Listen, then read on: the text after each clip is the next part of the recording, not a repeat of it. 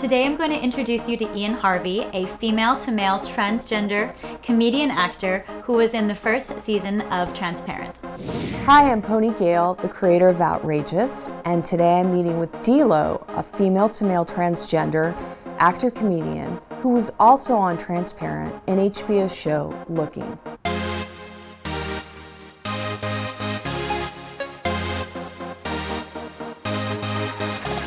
When I was growing up, I couldn't wait to get older and have a flat chest.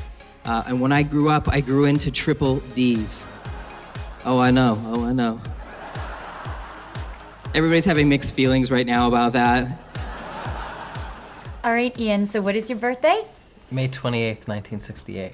Okay, so what's really awesome about that is being born 1968, you would be a past life Libra. So you'd be somebody that would have mastered feminine energy before. Someone who's really good at balance. Exactly. Yeah, okay. Someone who's really good with balance and fairness. Fairness is important value to you. And then your destiny planet is in Aries, which means you come here to learn about the masculine energy for the very first time. Well, it's so interesting. None of that is accurate. All of that is spot on. Yeah. So did anything inspire you when you were younger that made you want to go through female to male transition, or was it just something that you've always just wanted? Nothing happened to me. There was no event. It was probably just a growing sensation of something kind of constantly tapping me on the shoulder of like, "Psst, there's something I gotta tell you." Like there's something like, "Psst, hey.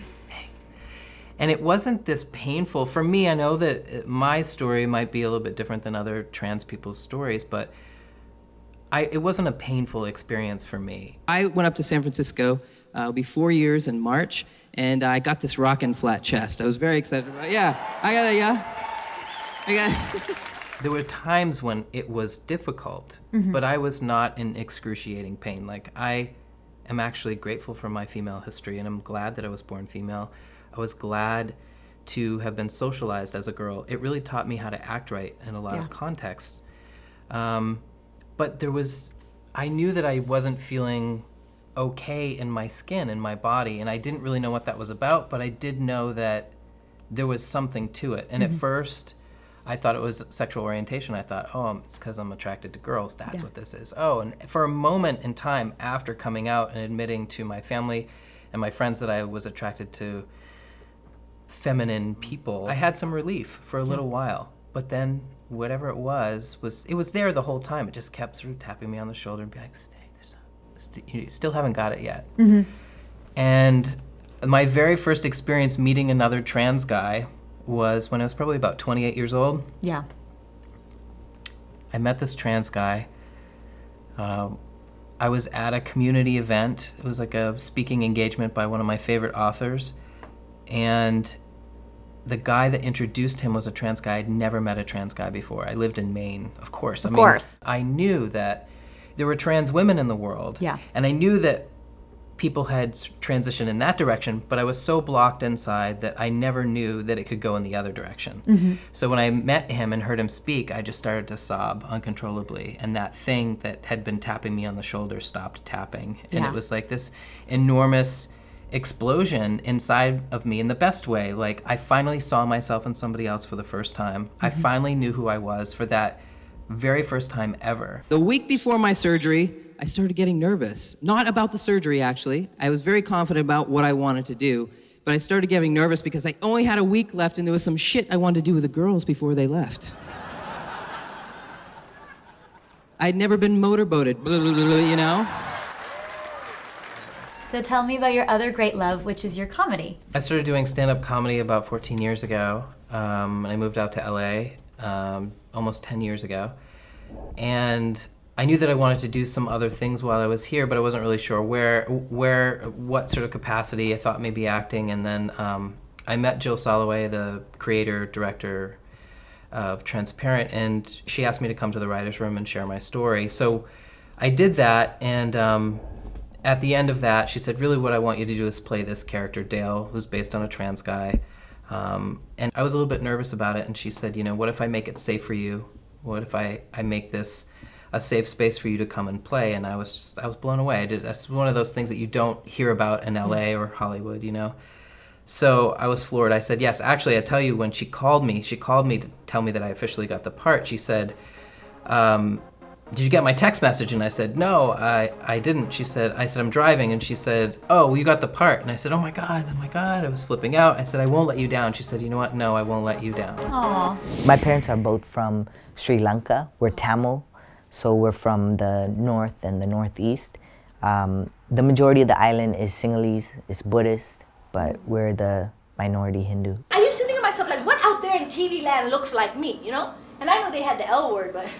And then they had, you know, queer eye for the straight guy, queer as folk, Glee, Smash, Modern Family, Will and Grace, Looking, but I'm not a gay white man anymore, so I keep wondering what out there in TV land looked like me. People just started understanding my work to be more comedic, and then next thing you know, instead of getting booked for like hip hop and spoken word, I'm getting booked for comedy. And then the acting stuff is I think I was in my first film in 2003, but everything started picking up 10 years after that with acting, yeah. And you're in Transparent, right? Transparent and Looking, which is the HBO, Oh, sure. and Sense8. Get off your bike, sir. So I do what any man of color would do in this moment of time. I pretended to be a white woman.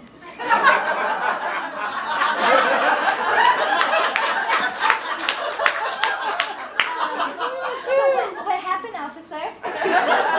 Oh yeah, I'm just coming back from my cardio pole dancing class. I definitely didn't feel the word lesbian because I knew that was more female identified or whatever, and so I came out, and you know, I didn't plan on coming out. Like I always talk about it, like it just happened because my father gave me a call and he was actually trying to arrange my marriage. I'm 19 or 20, and I think that they're realizing, like, you know, something in the back of their head is like, this dude looks like a dude. Look, I hadn't come out as a full-fledged queer at this point, but you could smell it off of me. You know what I'm saying? I had a Dykadoo #4. I wore my hip-hop baggies. Basically, for all the white people, I looked like a darker ethnic version of a softball dyke. Me and my ex broke up in 2006, and then in 2009 I had top surgery. And those 3 years between my mother and I were like, you know, it's just calling to check in. There was not really like building or sharing going on. Like I was fed up at this time, trying to show her like nothing's wrong with me, you know. I told her that I had to tell her 2 things and that she wasn't gonna like it. And she was like, then don't tell me. and I was like, I have to. And she guessed that my partner was my partner. And I was like, you know, are you okay with that? She seemed fine. She was quiet, but, you know, she didn't get ballistic. And then I was like, this is the bigger one, is that I had surgery, and, you know, she didn't get nutty. You know, her first response was like, who is with you? I think it was her growth, but I also think that, like, that's our relationship. That's her as a mother, that she would be concerned. Regardless of if she agreed, even at that point, she was concerned about whether I was alone, you know?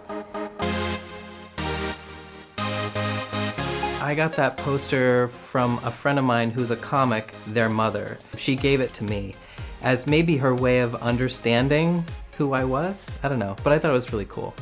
So I've kept it all these years. That was probably about 12 years ago, and it's traveled with me from Maine to Los Angeles, and I now have it in my office, so. If you want to be on the show, contact us and tell us your story.